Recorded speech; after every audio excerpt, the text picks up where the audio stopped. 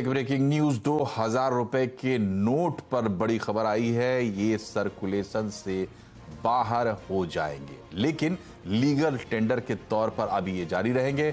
मतलब ये हुआ कि अगर आपके पास 2000 रुपए के नोट हैं तो वो चलते रहेंगे और आप चाहें तो इसे बैंक में जमा करके भी अपनी सुविधा के हिसाब से नोट ले सकते हैं। डिटेल लेते हैं, लक्ष्मण रॉय हमारे साथ जुड़ गए। लक्ष्मण जी, ये बताइए कि खबर क्या है? एक तो ये बड़ा सरप्राइज है, और क्या धीरे धीरे ये 2000 के नोट हटा लिए जाएंगे, ऐसा मामला है? सबसे पहली बात खबर बता दूं, खबर यह है कि 2000 के नोट सर्कुलेशन से बाहर करने का फैसला लिया है। सर्कुलेशन से बाहर करने का मतलब यह हुआ कि इस 2000 नोट से खरीद बिक्री अब आप नहीं करेंगे। रिजर्व बैंक 2000 के नोट को नहीं छापेगा, 2000 नोट का लेन देन नहीं होगा। लेकिन जो है ये बहुत जरूरी है, जिस तरीके से 500 और 1000 के नोट का लीगल टेंडर बंद कर दिया गया था, वैसा लीगल टेंडर बंद नहीं किया गया है। यानी 2000 के नोट को कानूनी मान्यता मिली रहेगी। 2000 नोट का लीगल टेंडर वाली जो वैधता है वो जारी रहेगी। 2000 के नोट आपके पास हैं, वो अवैध करार नहीं दिएंगे। तो बिल्कुल घबराने की जरूरत नहीं है। बता दूं कि 500 और 1000 के नोट जब बंद किए गए थे तो कहा गया था साफ तौर से कि अब ये लीगल टेंडर नहीं होगा, यानी कानूनी मान्यता नहीं होगी। लेकिन 2000 के नोट में एक मूलभूत अंतर है, उसको कानूनी मान्यता मिली रहेगी। सिर्फ रिजर्व बैंक ने सर्कुलेशन से बाहर करने का फैसला लिया है। रिजर्व बैंक अब बैंकों को 2000 का नोट नहीं देगा। रिजर्व बैंक बैंकों से कोई 2000 के नोट का लेन देन नहीं करेगा।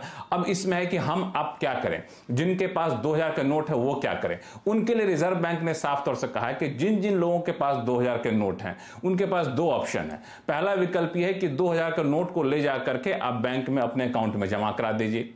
बैंक में कितनी भी रकम जमा करा सकते हैं, 2000 के 2 लाख नोट हो, 2000 के 10 लाख हो, जो भी हो, आप उसको जमा करा सकते हैं। उस पर कोई सीमा नहीं रहेगी। शर्त यह है कि आपके पास आपके बैंक अकाउंट में जमा होगा। आपके बैंक अकाउंट का KYC, नो योर कस्टमर की जो शर्तें होती हैं वो पूरी होनी चाहिए।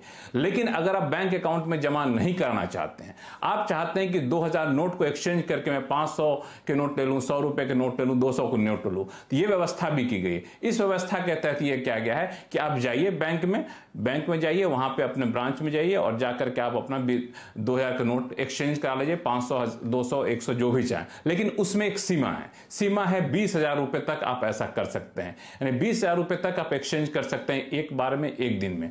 लेकिन जमा कराना चाहें तो 20,000 से चाहे कितना भी ज्यादा हो अपने अकाउंट में जमा करा सकते हैं। इन दोनों ही हालात में एक शर्त और है, वो शर्त है समय सीमा की। वो समय सीमा रखी गई है, वो आपको 30 सितंबर 2023 तक आप अपने 2000 के नोट को बैंक में जमा करा सकेंगे, 2000 के नोट का एक्सचेंज करा सकेंगे। और ये सारी सुविधाएं जो है वो 23 मई से ये सारी सुविधाएं शुरू हो जाएंगी। 2000 के नोट को वहां पे जमा कराया जाना, इसके लिए रिजर्व बैंक ने नोटिफिकेशन जारी किया है। एक सवाल जवाब का पूरा एक सीक्वेंस जारी किया है रिजर्व बैंक ने। और इत्तेफाक देखिए कि रिजर्व बैंक के गवर्नर शक्तिकांता दास हैं, और जब ये थे वित्त मंत्रालय में इकोनॉमिक अफेयर सेक्रेटरी, तब 500, 1000 रुपए के नोट बंद हुए थे। अब रिजर्व बैंक के गवर्नर हैं तो 2000 के नोट पर सख्ती हो रही है। हालांकि 2000 के नोट को छापने का सिलसिला काफी पहले सरकार ने बंद कर दिया था, और सिंधी सेवाजी ने खबर बताई भी थी। और जब सरकार ने छापना बंद कर दिया तो सरकार को यह पता चला कि 2000 नोट के जो सर्कुलेशन में है वो बहुत कम है। इसका अंदाजा ये निकाला गया, मतलब ये निकाला गया कि लोग 2000 के नोट से लेन देन, खरीद बिक्री नहीं करना चाहते हैं। क्योंकि उस वक्त जारी किया गया था 2000 के नोट, जब 500, 1000 के नोट को रिप्लेस करना था, तो बड़ी डिनोमिनेशन के नोट को जारी करने से उसका अदलेन बदलेन काफी आसान हो गया था। लेकिन चूंकि अब 2000 के नोट लोग पसंद नहीं कर रहे हैं, खरीद बिक्री उससे नहीं कर रहे हैं, लेन देन में पसंद नहीं करते हैं, तो सरकार ने इसकी छपाई बंद की पहले, अब उसको सर्कुलेशन से बाहर किया है। लेकिन फिर कहूं, इसका लीगल टेंडर रहेगा, कानूनी मान्यता बनी रहेगी। 500, 1000 रुपए के नोट के मुकाबले इसकी कानूनी मान्यता बनी रहेगी। पहले उसकी कानूनी मान्यता नहीं थी। ये मूलभूत अंतर है। चलिए, बहुत बहुत शुक्रिया लक्ष्मण जी। तो